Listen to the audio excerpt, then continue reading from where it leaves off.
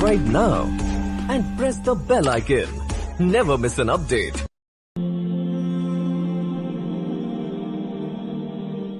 ایک جزیرہ تھا جہاں کا سیاسی نظم یہ تھا کہ وہ سال کی آخری تاریخ کو جو ان کا حق میں وقت ہوتا اس کو معزول کرتے اور ایک ایسی جگہ چھوڑ دیتے جہاں جنگل تھا اور جانوروں کا رین بسیرا تھا، اور ساحل پہ آ جاتے۔ پہلا شخص جو اترتا ساحل پہ اس کو اپنا حکمران مان لیتے، اور یہ ان کا ایک مدت سے دستور رہا۔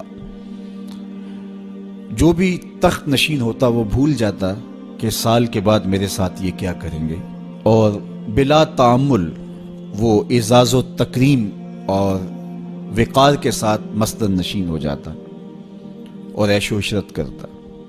ایک دفعہ وہ اپنا حکمران جنگل کے سپرد کرنے کے بعد ساحل پہ آئے تو جو سب سے پہلا شخص ان کی دھرتی پر ان کے جزیرے پہ اترا وہ بڑا دانا بینا شخص تھا اور پیشے کے اعتبار سے تاجر تھا۔ تو انہوں نے اسے کہا کہ تم آج کے بعد ہمارے حکمران ہو۔ اس نے کہا میں تو تاجرانہ غرض سے آیا ہوں، میں تو اصول سلطنت کو، امور حکومت کو جانتا ہی نہیں ہوں۔ انہوں نے کہا یہ ہمارا دستور ہے، اور ساری کہانی سنائی کہ ہم سال بھر تخت پہ بٹھائے رکھتے ہیں، سال کی آخری تاریخ کو وہاں سے اٹھاتے ہیں اور دوسری جانب ایک جنگل ہے جہاں ہم اس کو پھینک آتے ہیں۔ تو یہ ہمارا ضابطہ ہے، تم نہیں بھی مانو گے تو ہم زبردستی تخت پہ باندھ کے بھی بٹھانا پڑا تجھے بٹھائیں گے۔ تو جب وہ مصر ہوئے تو اس نے کہا کہ مجھے یہ بتاؤ کہ سال بھر میری بات ماننے کے لیے تو آمادہ ہو گئے؟ انہوں نے کہا کیوں نہیں، ہم سال بھر آپ کی بات ماننے کے لیے آمادہ ہوں گے۔ اس نے کہا ٹھیک ہے، میں تمہارا حکمران بننے کے لیے تیار ہوں۔ ہوتا یہ تھا جو تخت نشین ہوتا وہ بھول جاتا کہ سال کی آخری تاریخ کو میرے ساتھ کیا ہونے والا ہے۔ یہ پہلا شخص تھا، تخت نشین ہوتے ہی اس نے کہا کہ بلدیہ کے ملازمین بلائے جائیں، بلائے گئے۔ کہ فوج کے کمانڈوز بھی بلائے جائیں، وہ بھی بلائے گئے۔ اس نے ان کو کہا کہ تم جاؤ جنگل میں جہاں بادشاہوں کو پھینک کے آتے ہو اور وہاں کے موذی جانوروں کو کاٹ دو۔ بلدیہ کے ملازمین کو کہا کہ تم ان کے پیچھے جاؤ اور کانٹے دار جھاڑیاں کاٹو۔ وہاں معماروں کا ایک گروہ بھیجا کہ وہاں جا خوبصورت محل تعمیر کرو۔ وہاں پھلدار، پھولدار، سایہ دار درخت لگوانے شروع کر دیے، اور پورا سال اس جنگل کو کٹوانے، اس کے موذی جانور قتل کروانے، وہاں محل تعمیر کروانے، پھلدار، پھولدار، ثمر بار درخت لگانے میں حکومتی مشینری کو لگائے رکھا۔ جب سال کی آخری تاریخ ہوئی تو ہوتا یہ تھا کہ جب بھی بادشاہ کے پاس وہ آتے کہ اب تجھے اس جنگل میں پھینکنے جا رہے ہیں تو وہ چیختا روتا، ہائے مجھے کدھر جا رہے ہو، میں تو موذی جانوروں کا لقمہ بن جاؤں گا، اور اس کو زنجیروں میں جکڑ کے اس جنگل میں پھینک کے آتے۔ وہ کہتے ہم نے پہلے دن آپ کو بتایا تھا۔ رومی علیہ رحمہ فرماتے جب وہ زنجیریں لے کر آئے تو اس کو کہا کہ ہم تمہیں وہاں پھینکنے جائیں گے۔ تو اس نے کہا کہ زنجیروں کی کیا ضرورت ہے، میں خود چل کے جانے کے لیے تیار ہوں۔ رومی کہتے ہیں کہ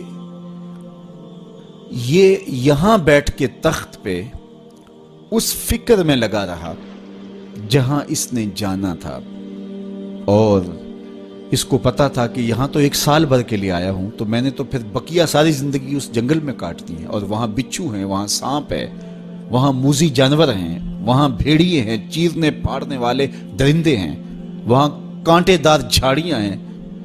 تو وہاں وہ جھاڑیاں کٹواتا رہا اور ایسے جانور مرواتا رہا، اور وہاں کنویں کھدوائے، وہاں پھلدار پھولدار درخت لگوائے، وہاں محل تعمیر کروایا۔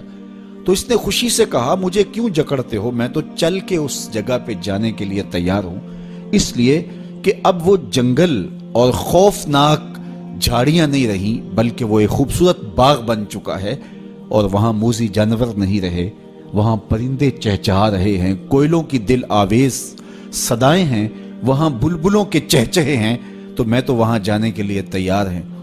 تو انہوں نے کہا کہ ہم بھی ایسے ہی بادشاہ کی تلاش میں تھے کہ جو مستقبل کی بہتری کا ضامن بنے، تو کہا کہ جناب آج سے ہم اپنا قانون بدلتے ہیں، آپ تخت پہ ہی رہیے، جس طرح جہاں جانا تھا وہاں کے لیے آپ نے پورا سال محنت کی اور اس کو گلزار بنا دیا، تو آپ تخت پہ بیٹھیے اور آج کے بعد آپ ہمارے مستقل حکمران ہیں اور اس ملک کو گلزار بنا دیجئے۔